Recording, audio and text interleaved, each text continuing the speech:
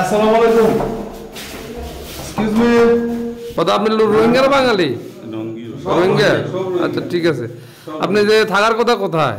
কক্সবাজারের টেকনাফের নিলাই ক্যাম্পের বাইরে অবৈধভাবে বাসা ভাড়া নিয়ে বসবাসকারী ২৮ রোহিঙ্গাকে উদ্ধার করেছে র্যাব। এ সময় তাদের আশ্রয়দাতা এক ব্যক্তিকে আটক করা হয়। ১২ অক্টোবর গভীর রাতে নীলা ইউনিয়নের পশ্চিম শিকদার পাড়ায় এ অভিযান চালায় র্যাব ১৫ কক্সবাজার ব্যাটালিয়ন। র্যাব জানায়, সম্প্রতি উখিয়া ও টেকনাফের বিভিন্ন ক্যাম্পে থাকা কিছু রোহিঙ্গা বাইরে বাসা ভাড়া নিয়ে বসবাস করে মাদক, মানব পাচার, খুন, ছিনতাই, ডাকাতি ও অপহরণসহ নানা অপরাধে জড়িত হচ্ছে, এমন তথ্য পায় র্যাব।